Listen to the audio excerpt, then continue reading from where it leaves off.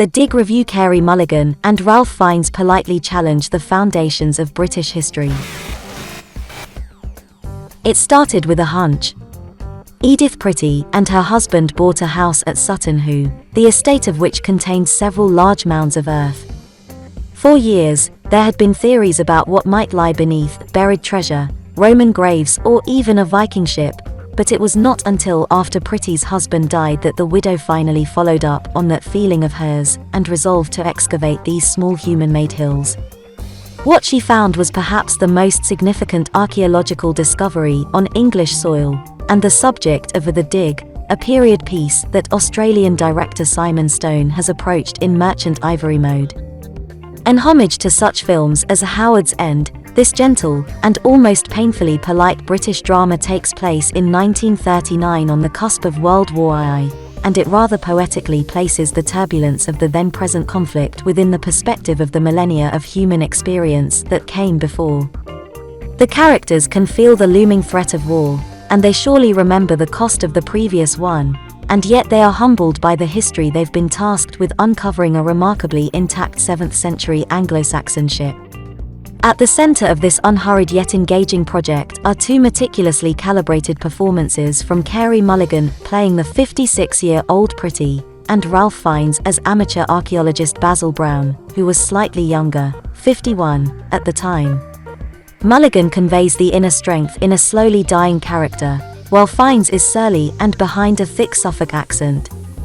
Together, the pair explore a dynamic that is not at all romantic, though the possibility flares at one point, but instead treat audiences to an understated show of mutual respect that transcends education and class. Working together, this terminally ill, not especially old widow and her loyal servant establish a legacy of their own.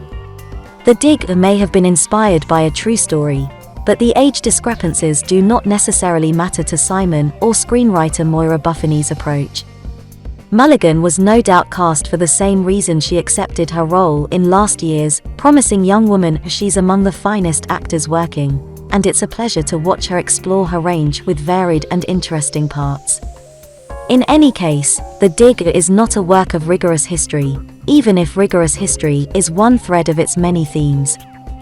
The film has been adapted from a novel by John Preston, which is told through multiple narrators, and indeed, the movie seems to shift its focus at times between three of them: Edith, Basil, and Peggy Piggott. Lily James, a professional archaeologist who participated in the excavation, and happens to be the author's aunt. She later remarried and changed her name to Margaret Guido.